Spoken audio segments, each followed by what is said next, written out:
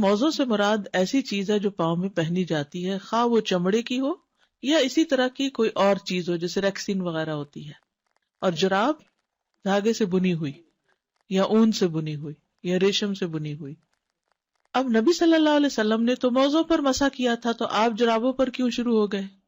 ابو ہریرہ رضی اللہ عنہ سے روایت ہے کہ رسول اللہ صلی اللہ علیہ وسلم سے سوال کیا گیا تو کہا گیا، اے اللہ کے رسول، آپ کا اس آدمی کے بارے میں کیا خیال ہے جو بے وضو ہو جاتا ہے پھر وضو کرتا ہے اور موزوں پر مسح کرتا ہے، تو کیا وہ نماز پڑھ سکتا ہے؟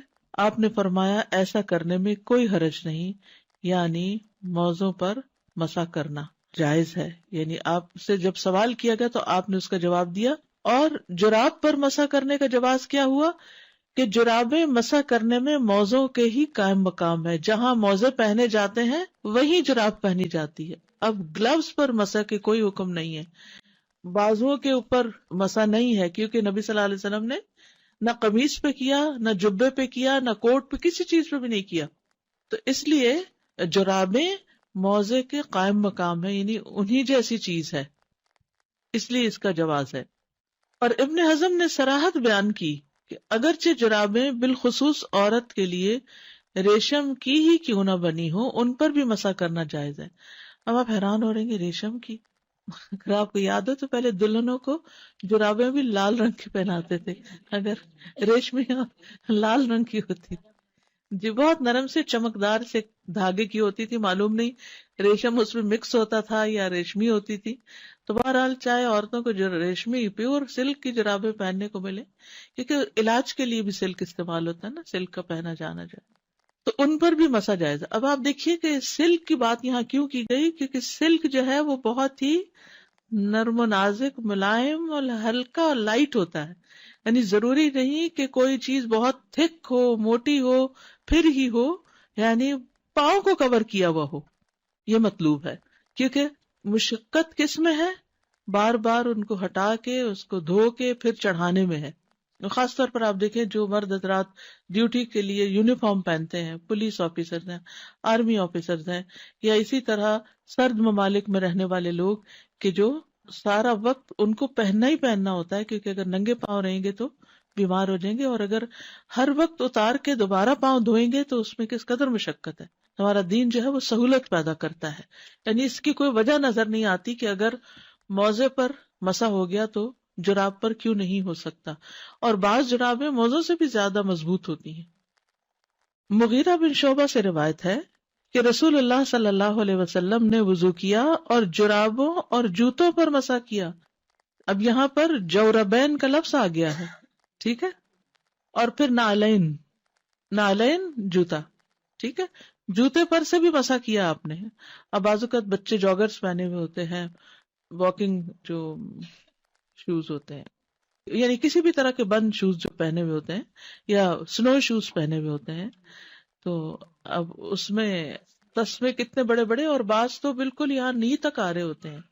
اس قسم کے بھی جوتے ہوتے ہیں، سنو شوز وغیرہ. یہ بہت سرد علاقوں میں، آپ ٹھنڈے علاقے میں رہتے ہیں مگر اس سے بھی ٹھنڈے علاقے ہیں دنیا میں کہ جہاں مسلسل ایسی چیزیں پہننی پڑتی ہیں.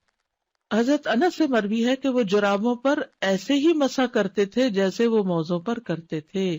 حضرت انس نبی صلی اللہ علیہ وسلم کے ساتھ کتنے سال رہے ہیں؟ 10 سال. تو انہیں نہیں پتا چلا ہوگا کہ آپ کیا کر رہے ہیں اور کیا نہیں کر رہے، وہ آپ کے حکم کی خلاف ورزی تو نہیں کر سکتے تھے.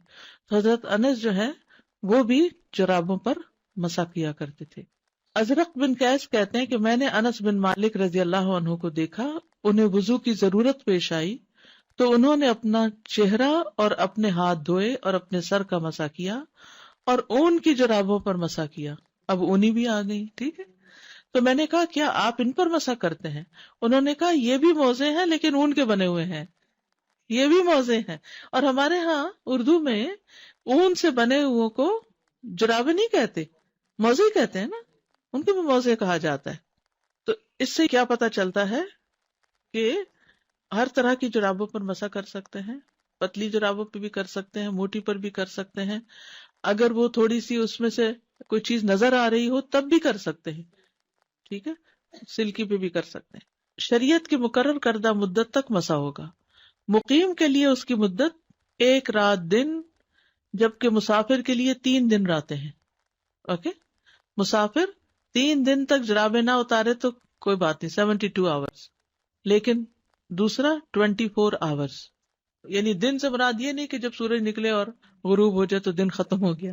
اس کا مطلب یہ کہ جب آپ کا وضو ٹوٹا، پہنا بھی نہیں، جب آپ کا وضو ٹوٹا، مثلاً آپ نے صبح تہجد کے وقت وضو کیا، جرابیں پہن لی اور اشراق تک آپ بالکل وضو سے رہے، اشراق کے وقت آپ کا وضو گیا، تو اس وقت سے لے کر اگلے دن اشراق تک آپ انہی موضوع میں دوبارہ بار بار مسح کر سکتے ہیں.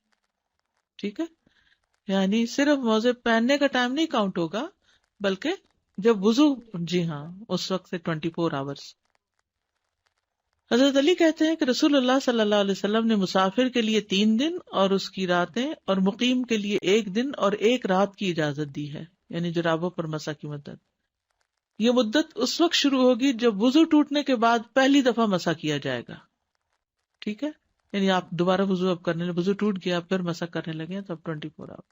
اور اگر مسح بھی آپ نے 1 گھنٹے بعد کیا تو جب سے آپ کا پھر 24 شروع ہوگا. مقیم کے لیے اس کی مدت 24 گھنٹوں میں ختم ہو جائے گی، جبکہ مسافر کے لیے 72 آورز ہوگی.